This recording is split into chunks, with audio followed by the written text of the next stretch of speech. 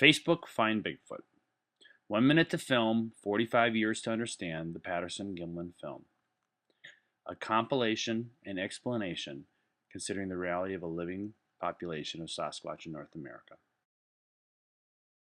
As I walked across this sandbar, I was able to get some fairly good footage of it.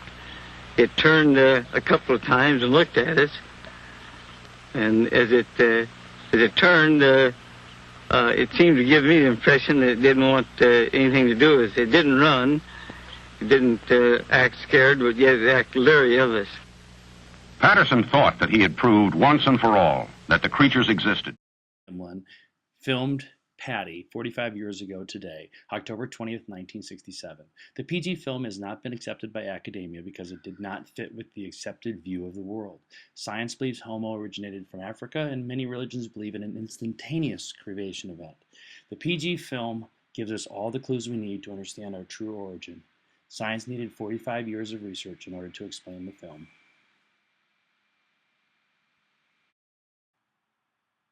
Here's Roger Patterson casting footprints.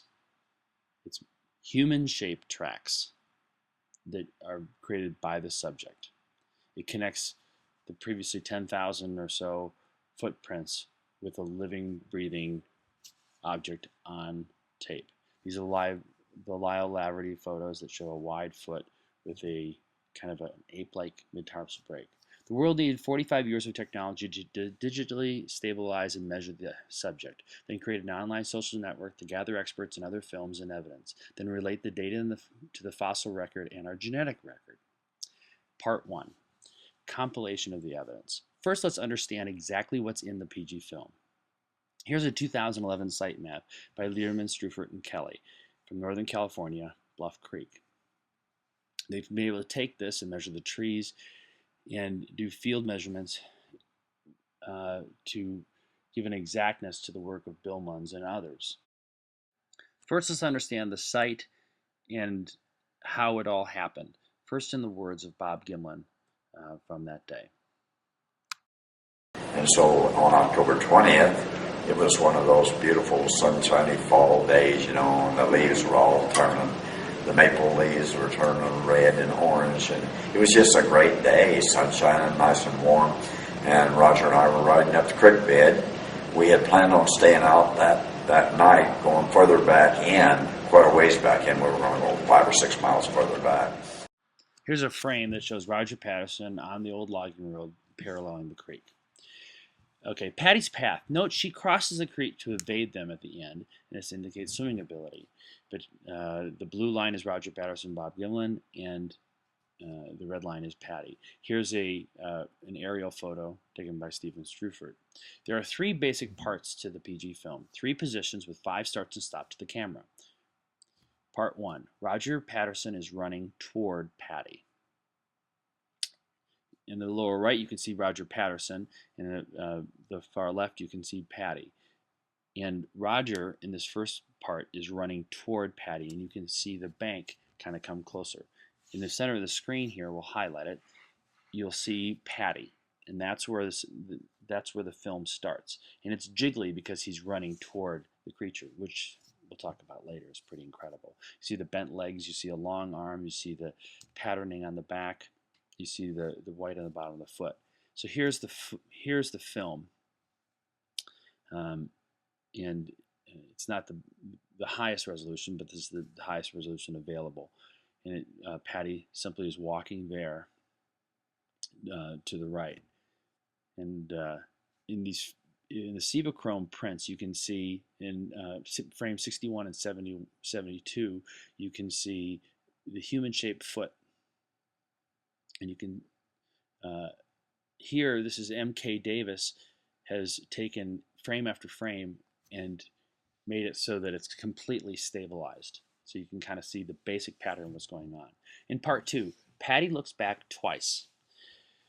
Roger Patterson has run across the creek and has started the camera again. He starts the camera, runs a little bit, and then stabilizes and catches this famous arc, probably the most famous footage of all time. He had yelled, "Cover me," to Bob Gimlin. And there, he's running toward it, And this is slowed down by M.K. Davis, and it shows the first head turn, and then it shows, this is a M.K. Davis enhancement. This is at 50% speed, and it's taken frame by frame using an original frame from producer Patterson, and it shows exactly what's happening in slow. And you get to see exactly what a female Sasquatch looks like. Part 3. It's actually 2 short clips. Roger Patterson has come over by this log, and it's unclear exactly where he is, if he's moved to the right or the left, or front to left or right, and he films all the way across, and you see Patty walking away. This is also done by M.K. Davis, and you can see the high stabilization that's happened here, so you can actually track the exact motion of Patty. Now, actually, the trackway was very well documented, and they can match up each frame 288, 299, 310, 321. So what are we seeing in this film? First, we're seeing strategic intelligence. We are seeing a human-shaped female ape that apparently is calmly walking across a sandbar, but she's not stupid. She's actually fooling Patterson and Gimlin. She will run and then out of sight and then circle back. This is strategic intelligence. Imagine if a mugger was following you. You'd walk to the corner and then you'd run.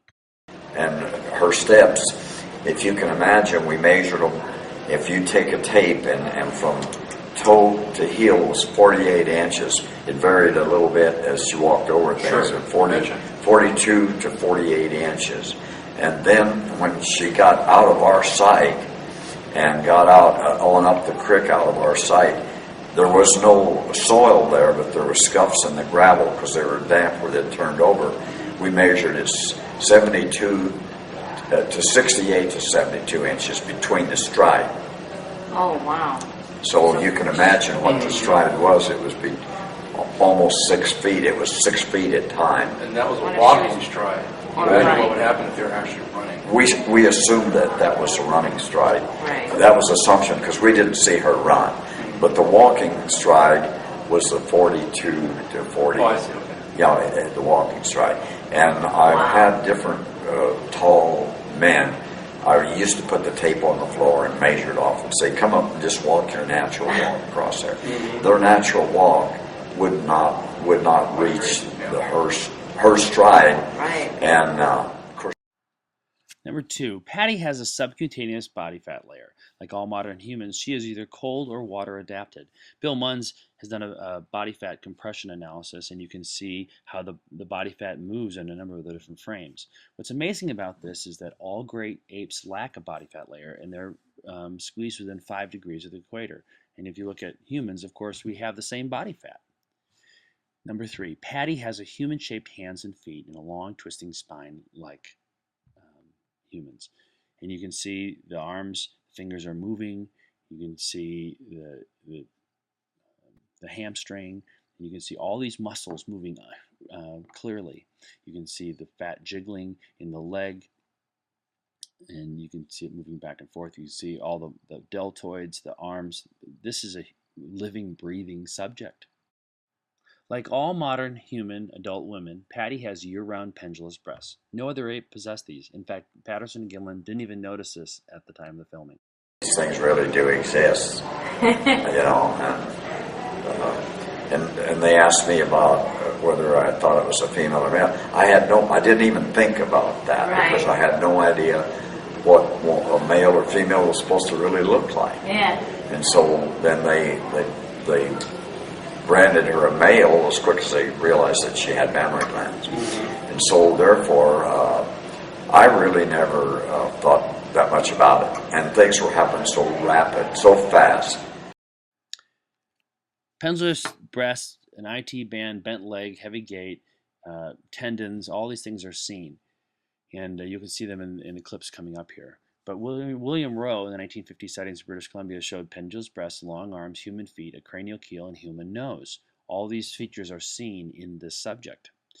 Number 5, Patty shows archaic human features that protect against tree impact. Heavy brow ridge, a slanted forehead. All of these things are seen in the fossil record. And you watch some of the best frames when the head is turning. You can see that upward sloping head. You can see the heavy brow ridge there, and you can see the actual breast swinging in these frames. Minnesota Auburn footage shows how this heavy brow ridge and backward slope would deflect branches and brush as it runs through the trees. Part 2, the explanation. How does a world with Patty and a living Sasquatch population make infinitely more sense than a world without a Sasquatch? Well, it's a eureka. Patty explains the great unexplainables. Our social network has found 35. Here are the top 10 not yet explained by current scientific thought.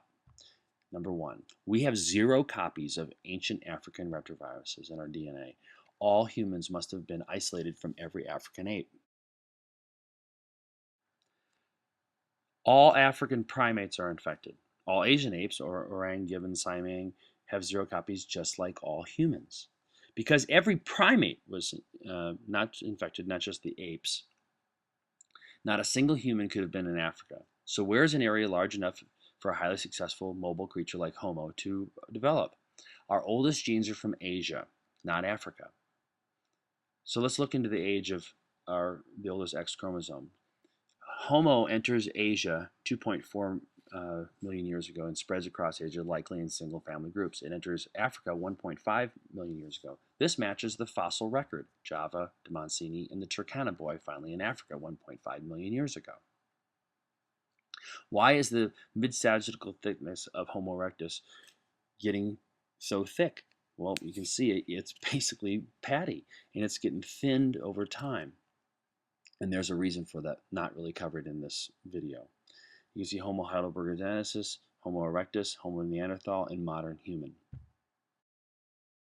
Number 4, lack of facial prognosticity, which is probably the biggest one. But there are many, many different differences between humans and apes. And here you see a chart with humans and apes. Some of the main differences in morphology between apes and humans. All these are seen in Patty. Why ancient human and Sasquatch facial characteristics are still seen in our living population. If you look at the Shandahar Neanderthal, it shows mature Sasquatch features, heavy brow, a backward sloping forehead, that bump down the middle of the forehead. If you look at the mature body plan is seen in some of our population. Here's Valuev, and you can see that he has no upward sloping forehead.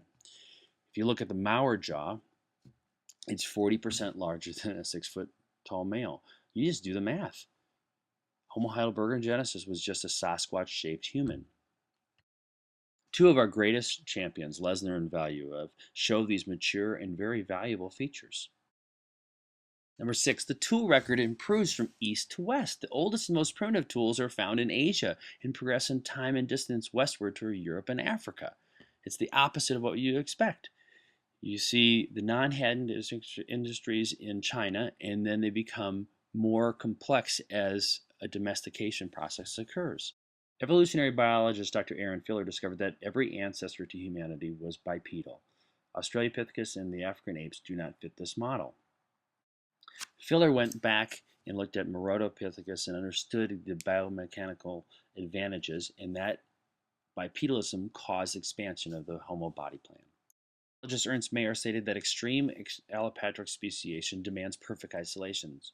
Our changes are fantastic when we require an equally fantastic separation. The only logical spot for development of Homo is North America. Complete isolation, predictable seasons, forests, safe rivers and lakes, and a temperate refuge against ice ages. Miocene apes expanded to every available forest in Asia, and it is very likely that these bipedal carnivores would have expanded to America. Homo's winter, bipedal, and swimming adaptations occurred to adjust to a very specific niche over a very long period of time. North America has all of these characteristics. Successive winters causing a subcutaneous fat layer, crossing millions of rivers causes swimming adaptations, hunting causes intelligence. There is only one logical conclusion. We descended from a very successful human-shaped ape that was strategically much smarter than us. Cranium size is getting smaller in all humans over a long period of time. And you can see that here from Homo erectus in the top left all the way down to modern humans. If we look at Patty, we see that Homo body plan. If you are skeptical, your problem is not just proving that Sasquatch doesn't exist, but you must give an explanation for every one of these unexplainables, because Patty explains them. There is now little doubt that the smarter ape theory in You Are a Sasquatch is correct. And Patty is a great part of this book and the discovery. Our great ancestor had to make 5 great leaps: bipedal running through the trees, swimming, cold adaptation, strategic intelligence, distance communication, tapping with wood and whooping, carnivorous ground attack. A widely and sparsely distributed North American Sasquatch population is the only plausible explanation to Homo and our intelligence. More on that later. Modern humans are hardy and successful. Simple logic dictates that we came from a successful resident population that developed to a specific niche over a long period of time. Hunting and hiding as an individual is best at night. Genes for brain development are selected for in America. 10 million years of competing as individuals for territory and game produces a highly mobile, sparsely populated, and very smart primate. And you see it here. Sasquatch, when under threat, live by the rule of the maximum distance. Modern humans band together under threat. We live by a different rule, the rule of the minimum distance.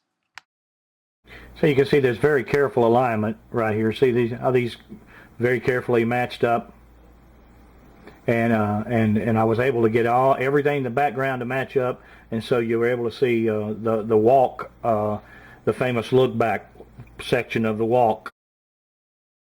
How could this happen?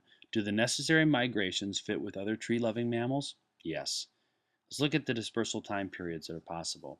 Well, Sasquatch from 12 to 2.4 million years ago, then crossing over to Asia 2.4 million years ago, and then finally Africa. These migrations match perfectly with the most arboreal of all mammals to migrate to America. There were numerous land bridge events, and the squirrels migrated to America in 4 waves: 25, 12, 8, and 2.5 million years ago. This indicates a continuous forest. And if you look at Jeff Caramagna's drawing here, to the left of the Sasquatch, is that there was a carnivorous ape that probably made the transition. Now view the PG film with the wonder that it deserves. This is the rarest and by far the most special of all creatures. It's walking along. These enhancements are done by M.K. Davis, and you can just see it. And you can see how Patterson is running toward the creature. Stop there a little bit by M.K. Davis. And there you see a Sasquatch. Slope to the back, heavy brow, sloping forehead, coned head, long arms, human-shaped feet, human-shaped hands. Fantastic. Is a strategically smarter ape in wild terms. Conclusions. If one studies the morphology and actions of Patty in the Patterson Gimlin film and thinks logically using the fossil and genetic records, there is only one possible conclusion, and it is both pleasing and empowering. Sasquatch is the resident population of Homo. To grasp this fact, we must accept that modern humans, in terms of surviving in the wild, are in the process of becoming strategically incompetent. Look at how we are amazed at the survivor man, Les Stroud. Not a single one of us could survive naked in the North American forest without tools or help from society. We have lost our ability to survive in the wild, but a Sasquatch has not lost that ability. We have traded that strategic intelligence for our incredible social abilities through domestication. We must think very, very slowly so we can transmit information to each other. Only the most determined and courageous could overcome this strategic deficit and face a Sasquatch. Roger Patterson ran toward the Sasquatch not once but 5 times to make the PG film. Showing equal determination and courage, Bob Gimlin has steadfastly maintained its authenticity to this day. Because of PG, we have been able to authenticate many more videos. Respectfully submitted, Facebook Find Bigfoot.